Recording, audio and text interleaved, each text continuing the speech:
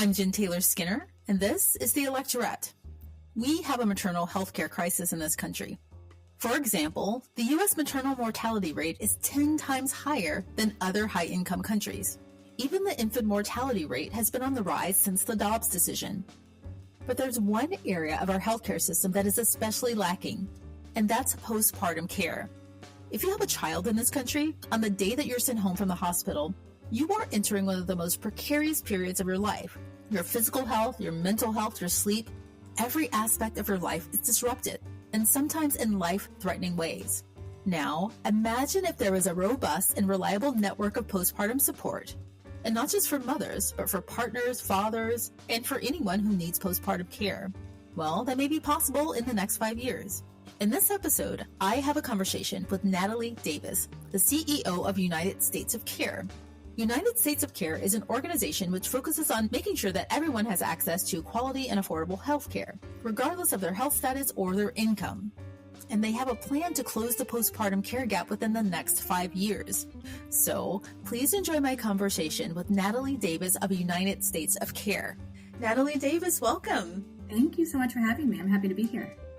So let's talk about postpartum care. When I think about postpartum care, I think about my first child, and I was really naive about what I would face after those 40 some weeks ended, right? And there are just so many layers of postpartum support that I didn't consider. And I think a lot of people are in my position in that we have no basis for comparison in this country because it's essentially kind of non-existent, right? You go and you have your kid, your baby, and they kick you out of the hospital. They just kind of shove you out. And we don't have any models to base what could be in relation to postpartum care here in this country. And I'm just curious, just to start off, what does postpartum care in America? How does it differ from other countries?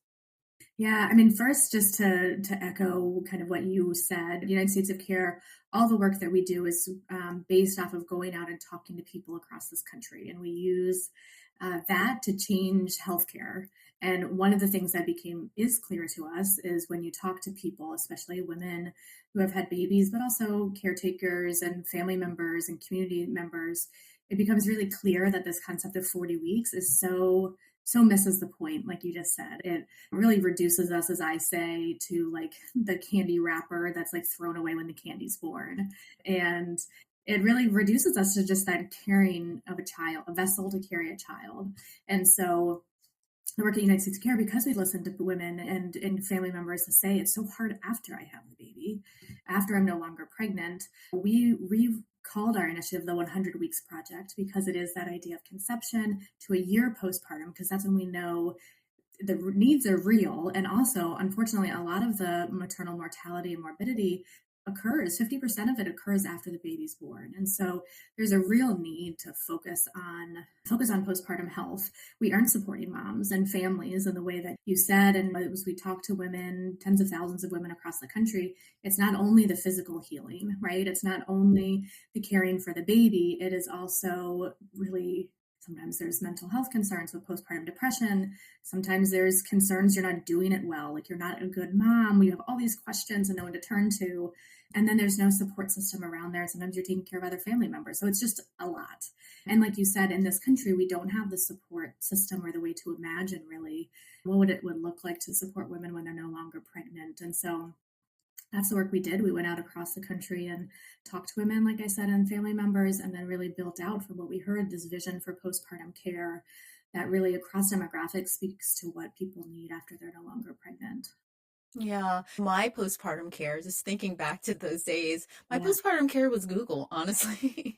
Just questions about everything and breastfeeding, everything, right? And I know that at United States of Care, you have a campaign called 100 Weeks, the 100 Weeks Project. What is that exactly? And why is 100 weeks the magic number?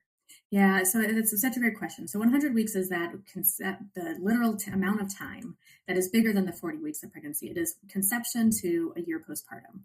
That is when we know the body is still going through physical changes, and that there's so much to do to take care for a baby and for others that are in your life. And so 100 weeks really encompasses what we think the healthcare system should be thinking about when we talk about pregnancy and the needs afterwards, and not just that vessel for carrying a baby. And so in this framework of postpartum care, we heard really clearly from people and from the research that there's three things people want when it comes to better postpartum care. They want personalized care that fits each mother's specific healthcare needs. So if you is this your third baby? Is it your first? Are you bringing home a kid with special needs? Do you have special healthcare needs? It's really, do you have a multi-generational home? Are you a single mother? Like, so many needs. And really, to give good postpartum care, this healthcare system needs to realize that it needs to be individualized to the woman. That's like, yeah, Yeah. of course, duh. But that's not how we think about postpartum care. Yeah. Number two is comprehensive whole person care that addresses all aspects of a mom's well-being and treats her as a person, not a bunch of different symptoms. So, for instance, we know that sometimes, often, preeclampsia and the deaths for either mom or baby that occur after somebody is pregnant are these constellation of symptoms that, unless you're really looking at it holistically at the mom, their providers are missing these signs. They're not educated on it. And when moms, especially moms of color, women of color, when they go into the hospital and they complain about certain things, they're dismissed. And that's for a lot of reasons, we know. But moms really feel like they're just a symptom of, just talk to a different part of the healthcare system, and maybe they treat different things. You have to talk to a lactation consultant, but they may not know that you're suffering from postpartum depression, and your mental health provider may not know that you don't have enough food in the house, or that you're caring for your mom and your baby. So it's really about understanding all aspects of the woman's well-being. And then third, people want a healthcare system and postpartum care that's easy to understand and navigate, that allows them to get the healthcare that they need. This is something we hear over and over again with all aspects of the healthcare system. It's so hard. How do you find a doula? How do you find one in network? How do you find a lactation consultant? How do you find one in network? A lot of people are looking toward their pediatrician to help them with if they have postpartum depression, which is a great safety net, but it isn't how it should be. And that's because it's so hard to navigate. So this vision for postpartum care is based off of what we heard from women. And it really is how we think about changing the healthcare system. And through a lot of our policy work and our advocacy work, we're making that come to life. Yeah, I needed more care, I think, after I'd given birth, but it's just not there. There's no system, there's no network, right? I had so many questions, and there is care for the baby. There's loads of care for the baby, which is great. I'm glad my kid had care, but I had really nowhere to turn. And you were talking about lactation experts. I remember that specifically. My husband and we didn't have any family nearby, or our support network was really small, and just going to pick up a pump, what do you call it? A lactation pump. And then just giving this like ream of instructions. And like, what is this contraption? Like, what is this? And I remember the place that we rented it from, or we picked it up from, they offered classes or someone to coach us, but we don't know these people. We don't have a relationship with them, and they're not doctors. And it was just this complete lack of care and anywhere to turn. And like I said, Google was where we went. So it would be great to have 100 weeks. That would be amazing. Yeah. I mean, I know one of your goals is that by 2030, all women will have access to postpartum coverage and the benefits they need for a full year of pregnancy. Yeah. So if I were to have this experience in 5 years from now, if I were to have a kid which I won't be having a kid in 5 years, but so let's just say that's right. If that were to happen, how would my experience be different in 2030? So what we envision, I will say a caveat first, which is currently we see a lot of threats to the current healthcare landscape, including Medicaid coverage. And I don't think we can talk about good postpartum health, good maternal health, without recognizing that 50% of the births in this country are covered by the Medicaid program. It's amazing. It's such a great safety net healthcare insurance for people who need it. Currently, that is being looked at as a program to cut in order to bring down the deficit, and as many people would say, to fund tax breaks and otherwise. So our vision for 2030 does not account for, but probably needs to, this idea that we could have a lot of families that no longer have health insurance coverage. And that's a real risk to lots of different parts of our healthcare system, and especially maternal health. And so putting that aside, which is like hard to put aside, of course, if you know that 50% of births are basically covered by Medicaid, 50% are covered with some rounding there, are covered by employer-sponsored coverage, 40 to 50%. So getting health insurance through an employer. So there's two huge levers there of making postpartum care more accessible. And that's really about, is it covered by your insurance, right? Like unless you have a lot of money, or you have a place where you can find care for free, which is hard, you're not going to go after the lactation consultant. You're not going to get the doula. You're not going to be able to understand if you have postpartum depression, all sorts of things, because it's not covered. And that's how we make healthcare decisions in this country, unfortunately. And so for us, good would look like in 2030 that we are working with employers, that we're working with states to really change the benefits that are covered through health insurance. And so women can have that access. And if the access isn't currently in the state, we know that if doula care is covered, more doulas start entering the market, because then there's a way for them to get paid for their services if they want to work through insurance. So it's not only kind of creating that access for women, it's also hopefully helping create a market where more of that sort of support will come into areas that are especially maternity deserts. Yeah. The number you gave me, and I want you to restate it because it's so important. You said 50% Yeah. of births are covered through Medicaid? 50%? Yeah. Yes. Wow. That's a lot. It's a lot. It's a really important program in this country. And the idea that we could be facing a complete breaking down and stripping away of those benefits for families is quite horrifying. It is. And already, even with that in place, right? Let's assume that it's going to stay in place, right? But even with that in place, we have never really cared for pregnant people in this country. We don't really value women. That's a whole different conversation. We don't value mothers. And we have this weird culture where we put mothers and pregnant people on a pedestal. But that's kind of performative, right? That's not actual care, especially if you consider things like the maternal mortality rate and the postpartum care that we're talking about. That isn't real care, right? We talk a lot about like mothers are great, but we don't actually give them the care that they need to live and to thrive. And like you're hinting at, we're going into this period in this country where women and pregnant people and mothers are losing more value, right? And I think maybe you've answered this next question. How do you achieve those goals in a landscape where, that sentiment is kind of growing?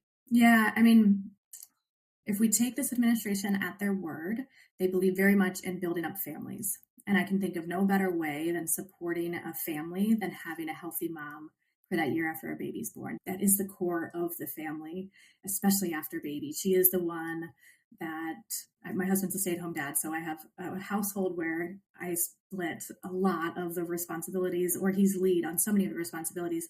But that year after you have the baby, it's so hard to think about a healthy, functioning family without that mom being supported. And so, as we think about in the wake of Roe versus Wade, in the wake of maybe Medicaid being cut, if you want to support the family, it is making sure that women are supported, and that women, especially after they are no longer pregnant, are supported in that year. We still have a lot of states quietly during the pandemic, who had never passed Medicaid expansion for political reasons. They passed legislation that expanded the length of coverage that moms have after baby is born, because there was a way to get federal funding to help support that, but not passing Medicaid expansion in its fullest. So while we're very thankful that there are states now where before you lost coverage after 6 to 8 weeks after having birth, if you were only on Medicaid because you were pregnant, you didn't have insurance anymore 6 to 8 weeks after having a baby. It's just unbelievable. And so now there are states that are expanding that, and they did during the pandemic, and that stayed, which is great. And those states are seeing the importance of giving moms coverage, but there's a lot more to do. And like you said, that isn't then performative on how important women are in the world and in the country and in the family and the community. But we really need to continue to focus on that.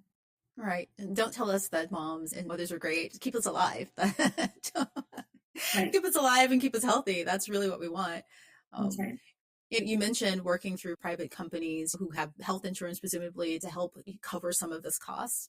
But we know that workplaces are not equal, they're not equitable. So I'm not really sure what that program would look like under United States of Care if you're both working with, there are more fathers working at companies that have better health insurance than mothers. I think I can say that broadly without specifically knowing the numbers, but is there potential to work with companies with familial care, not necessarily mothers who are working for the company, but the father? And I'm just thinking specifically about my husband. When he was working and we had our second child, I was able to benefit from some of the benefits that he got through his insurance because it was better than what I had. So what does that landscape look like? Yeah, I think there's a lot of work to do, kind of to reimagine, like you're saying, what does it mean to support a mom who isn't maybe the sole breadwinner or isn't getting the best insurance through their job, or maybe is a stay-at-home parent, like all. And I'm thinking of so many. There are so many other, of course, different ways that we could think about a mom, but I think it's a real reimagining of, if this is about a family, how do we get the support around the woman and the family, regardless of how she's insured? And to your point, if the husband's the one that's either working or and has the better insurance of the two, how do we allow that to be the vehicle to get mom support that she needs? So I love that. And it is really that reimagining of how we think about getting care to women and getting care to mom. It's not just then about her and her insurance, but really about a bigger picture of the family. Right. And we didn't get into details about other countries and what they do, but I just know that there are plenty of countries that do this better than we do. And I think that part of the problem is cultural, just because just generally we don't, like, again, I keep saying this, we don't really value mothers. And I think that because we have no basis for comparison, we don't really have the knowledge of what things could be. We can't really rise up and demand what we actually want. I mean, I'm thinking of constituents. I mean, you know what we need, right? Right. But as women, we don't necessarily know what we need unless we have the information. Right, that's Yeah. right. And sadly, what I find in this country is, while I think a good percentage of people love to think about what's working well in other countries, in politics and policy, I actually never see that go well in conversations with changing policy, because we are so proud to be American, have our American culture, and it's based off of how we do things, and it's individual and bootstrap. And the idea of looking at Scandinavia, looking at parts of Africa, about like, where are people in Asia, like, where is this done well? It's always dismissed. It's very sad. Really? Yeah. Yeah. Oh, I mean, I wow. think in academic circles and other places, like, I'm not going to say that other people are doing that. It's really important. But when you bring it to a policymaker and a politician, it's, well, that won't work here. That's not us. Interesting. That's That's, interesting. that's I've my never, experience. And maybe it's my very cynical experience, and other people that work in policy and politics would say differently. yeah, I have never heard anyone say that before. And so that's news to me because, I mean, if we, yeah, because I personally know that so many countries do this much, much better than we do. You would think that we would want to be better by learning from how they do this and do it well, and how they can afford it, basically. And that's really kind of surprising to me. I mean, I love America. Yeah. I would rather be here than being somewhere else, and mainly because I speak English. I would be lost in a Scandinavian country, or like France. But, I want us to have the best of everything, especially care for mothers. And that's just really kind of sad, actually. Yeah, I mean, I think on top of the pride and kind of bootstrappy aspect of America, I think, and this is true, our healthcare system is so complicated. It is structured in such a bizarre way that most other countries don't even understand why on earth we would, why our healthcare system works this way. And so I think there's also a feeling of like, but that just won't work here because of how we've structured our society, and especially our healthcare system. Yeah, that's really unfortunate. Is any part of your campaign or any part of your work there changing the conversations and changing the culture around this? Because I was thinking about this in the context of something else recently. Yeah. There's some online discourse about, I guess, qualifying for SNAP benefits or other Mhm. kinds of benefits in welfare. And I think someone recently said something like, well, you have to prove that you're working, and you have to do all of these things to prove that you deserve to eat. Yeah, that you deserve to not be food insecure. It was just such a strange and bizarre way to think about humanity, right? That you have to somehow prove that you're doing backbreaking work to be able to eat. And I think it kind of applies here, in that you have to prove, in a sense, that you deserve to have care yeah, as a mother. And I just wonder how much of that is changing us culturally, and to think differently and less in a less punitive way about caring for Americans, and a more like, it's okay, we'll feed you, we'll make sure you have healthcare, we'll make sure that you have great yeah. postpartum care. I don't know. Yeah, I mean, I think there's a huge narrative conversation that needs, I think there's a multi-layered conversation that needs to happen in the country. And one is letting women know that they actually deserve and need more after they have the baby, and that you don't have to go at it alone. It's actually, when we talk to people, as I said, at United States Care, we talk about the whole healthcare system and people's experiences. And the healthcare system is so broken that people often feel like it's not serving them. They know it's not working, but they feel personal failure and needing to go at it alone and making it through this healthcare system, the maze. The same, I think, and part of our work at United States of Care is making people know that's a shared feeling in the healthcare system. And without understanding that it's a system that is failing all of us, that we all feel like we are failing, but that benefits the healthcare system because then it's not them feeling that have to change, failing that have to change. So long story short is, just like we have to let people know that the healthcare system is failing them and they should expect better, we need to make sure that moms know that the healthcare system is failing them and they need, after they have the baby, and that they deserve and can have more. Secondarily, I think we need a narrative, a conversation in the country that what does it mean to have a healthy, functioning family, and how much this year after the mom is no longer pregnant needs to be a part of that conversation, and that support and coverage and care that she needs. That is going to be so key, and with this administration and with Congress, to really make it clear that this isn't a DEI issue. This isn't a feminist issue. This is really about lifting up what they want to work on, which is stronger families, and making this clear that this is a part of it. So if I think about the different narratives, it is women, hey, you deserve better and you're being failed. Because when we talk to women across the country, that didn't really even occur to them that they should be getting more support after they have the baby. And then how do we put this into the frame and the priorities of the current administration and Congress and folks across state capitals to make this a winning issue to work on. Yeah, and it's so many important things you said there, especially about the framing. And I've said women a lot in this conversation, but it isn't just a women's issue. And I always like to make that clear when I'm talking about things like reproductive justice, because I think this kind of falls within the umbrella of reproductive justice. Mm-hmm. Reproductive justice doesn't end with getting pregnant or having a child or even having a child at all. It's about having a family in the way that you envision having a family and living through that and being healthy. So that's really important. Maybe there is room here for a movement, right? Like the Me Too movement, where the momentum comes up from the bottom, from the people, right? So perhaps there's room for that. Yeah. I think as you think about a real moment that we could be in this country, so as United States Care, we've engaged over 25,000 people, close now to 30,000 people, 5,000 hours, people in every state. We are systematically mapping the human experience in the healthcare system based off of how people tell us about it. And like I said, people have over the years have talked about how much they feel like they have failed at healthcare, and healthcare isn't working, but they don't really feel like they're being failed. I think that there's a change happening in this country, and one that we have an initiative that we're launching called Pulse of the People, which is really going out and understanding where are people on healthcare and health policy, because it's changing. And I don't believe that it's changing on Democrat and Republican lines. I think there is a new sort of paradigm that we haven't nailed down yet, that we've started to see in our research over time, which is we had both sides of the aisle, people who believe in gun control and people who don't believe in gun control, cheering when a man was murdered in the middle of the street for being a CEO of a health insurance company. If that isn't a cultural moment that speaks to how mad people are about insurance, there hasn't been one. There is a movement about Make America Healthy Again. And part of that is based off of not real science and taking down science. Part of that is based off of people feeling like the healthcare system isn't making them healthy. It is there to go to when you're sick, and you avoid it as much as possible because you're not being made healthy. And there's sentiment on both sides of the aisle about that. And the list goes on and on. Nobody trusts the healthcare system. They don't feel like it's there for them when they need it. When we talk with people across the country, the first thing we ask them is, what's the first word that comes to mind when you think of the word healthcare?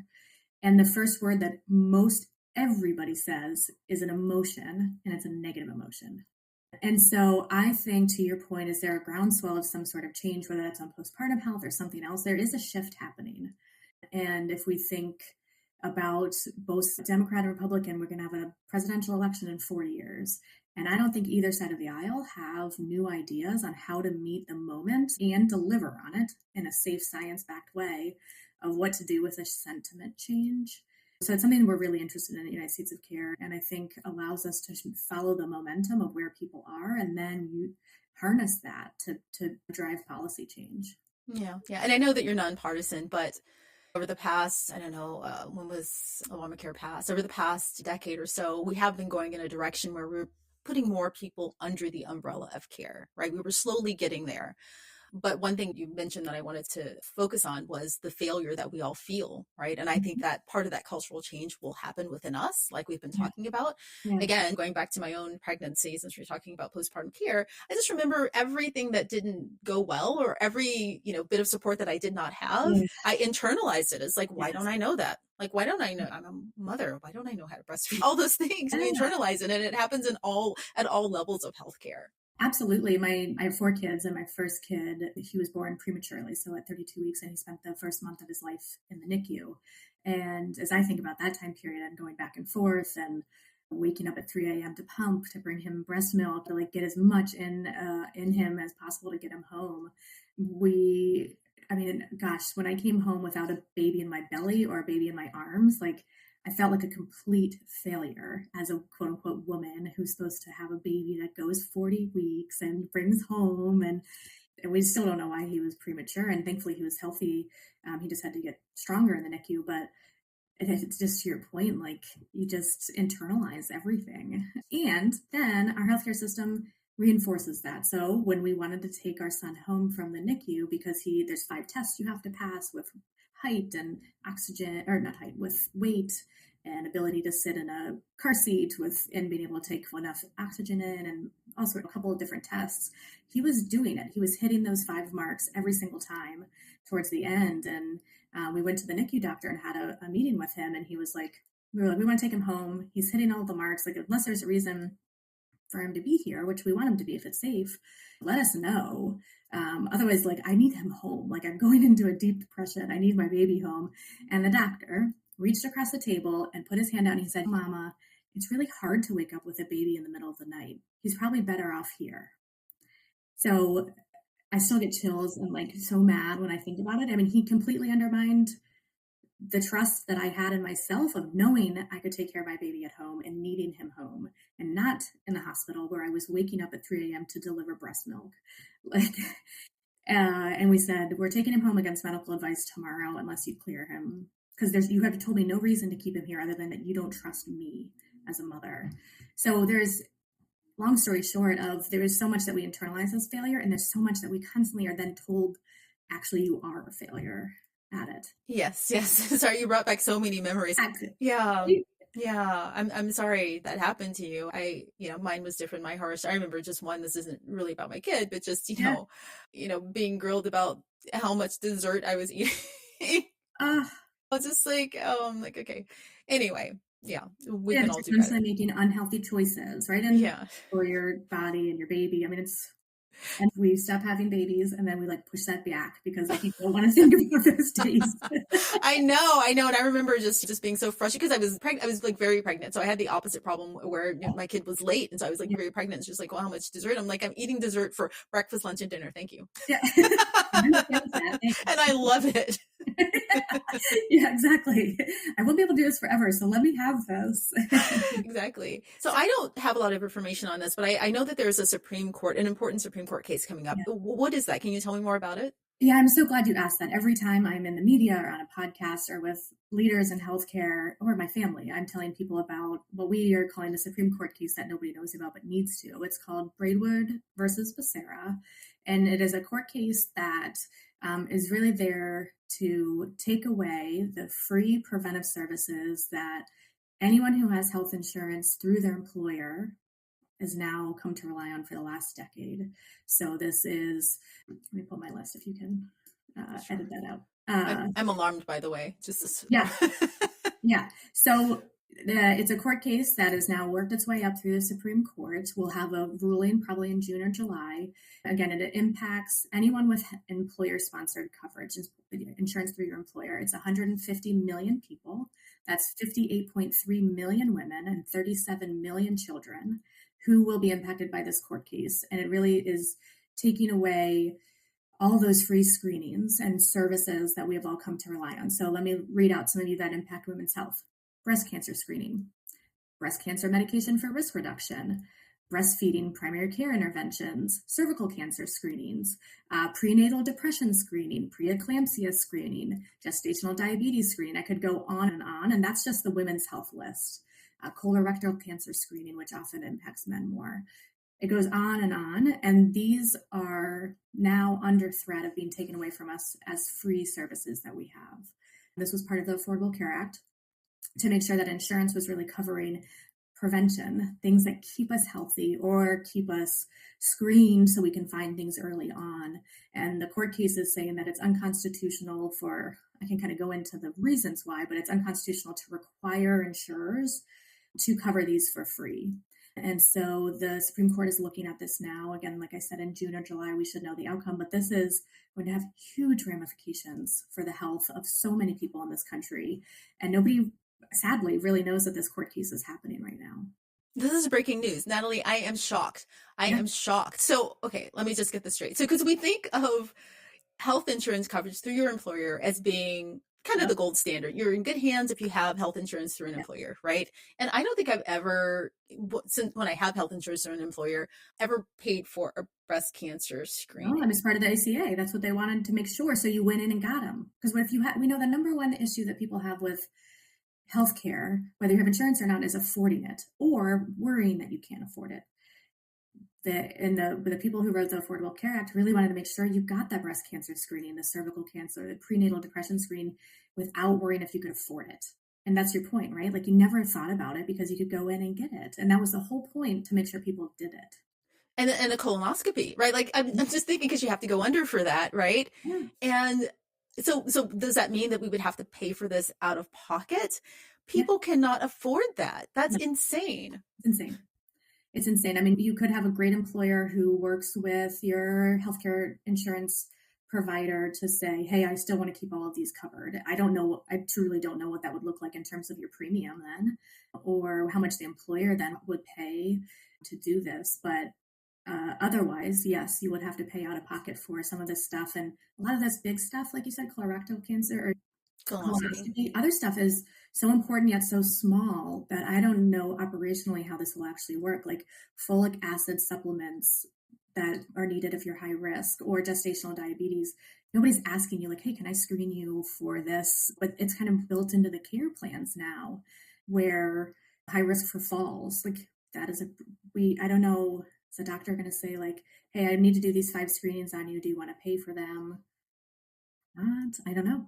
That's just heartbreaking. It's really heartbreaking. I mean, I can imagine it. And even if you do, if an employer works with health insurance companies to keep coverage, there are probably only going to be a handful of companies that you can work for that actually do that, right? I mean, the standard of care with health insurance now varies quite a bit. I live in Seattle, where they have lots of tech companies and they have kind of the gold standard of health insurance. But if you work at like Starbucks and you have health insurance, it's not going to be the same as if you're an employer at Facebook or Google or something like that, which is, so there's going to be a huge gap.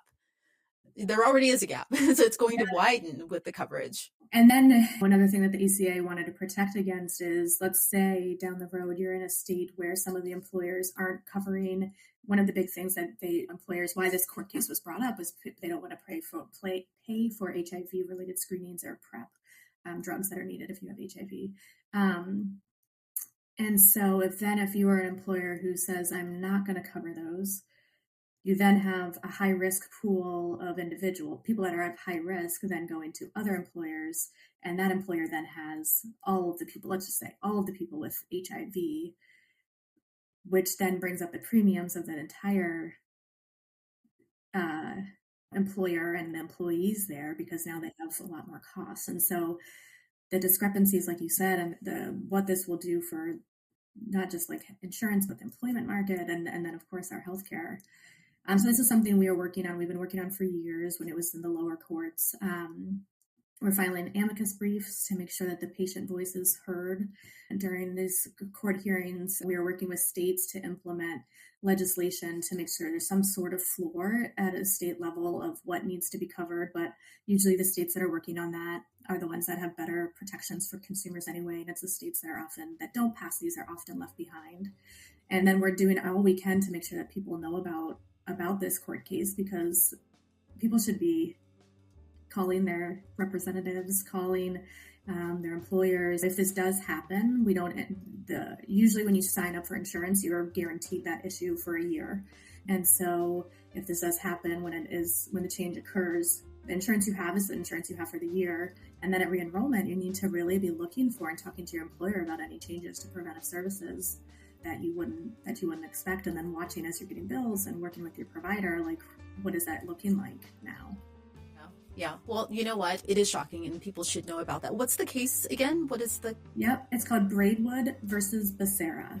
Okay. And it will be decided sometime in June and July. We have information on our website, unitedstatesofcare.org. You can find stuff on the 100 Weeks Project, like we talked about.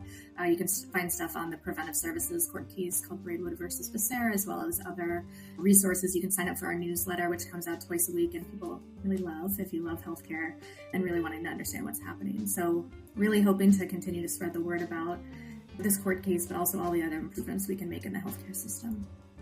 Well, Natalie Davis, thank you so much for joining me. I've really enjoyed our conversation. Thank you so much for your work. And maybe I'll talk to you in 2030. Talk to me in 2030 or under the Supreme Court case on prevention care. However, we can be helpful in getting the word out there. I'm really thankful to be here and talking about these issues. Thank you.